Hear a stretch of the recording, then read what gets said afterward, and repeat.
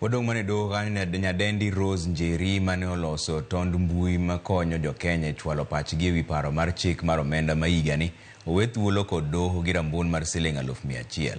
Okinde mag Rose okwedo ketho mane ochope godo e doho kendo ginyiso doho ni okwach kich onge kod ranyisi mar ketho modimbore. Cynthia Onyango ni kod ler mar wachni. Ndalo abich bang' meko mare kod obila, nyadendi Rose Njeri Tunguru ochopi e doho mar winjo ketho ma itude godo bang' make kod obila chieng' tich abich juma mokalo.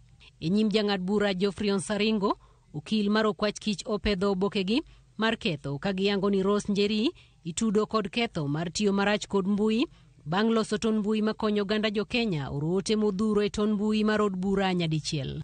Ma konyo jo Kenya chwalo pachgi ewi paro mar chik mar omenda kata finance bill, gino ma okwach kich wacho ni nokelo chochni e chenro mag mbui mar od bura. Kata kamano, okinde mag Rose ka otelnegi kod ugai machon mar doho David Maraga onyiso doho ni onge ketho ma Rose otimo e loso mbui no, ni mar ton mbui mar od bura nolosi kod ageta mar konyo jopiny chwalo ote mag gi ne od bura. Gimedo ni Njeri ne oloso mbui kaluwore kod ratiro ma en go kaka ja Kenya, kaluwore ni mbui mar od bura en mar konyo jopiny Kenya. The information stipulated in the charge sheet does not disclose an offense, and on the contrary, what it discloses is that you engage in activities required of you as a good and patriotic citizen of the. Okinde mag Rose bende okwayo doho mondo wit oko ketho ma okwach kich ochopo e nyim doho kaluwore ni kethogo okoyangore manimba e katiba ma pachoka kendo gionge kod pek mar donjonego ng'ato.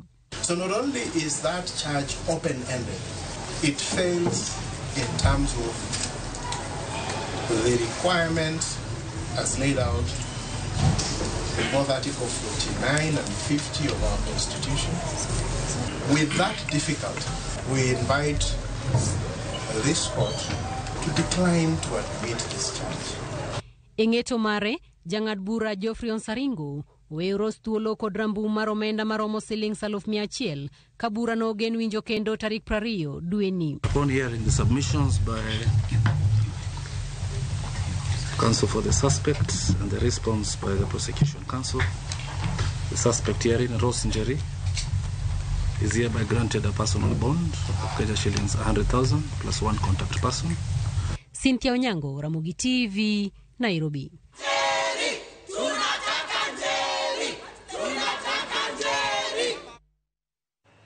Chenro mar kawo pach oganda ka otenore kod paro mar chik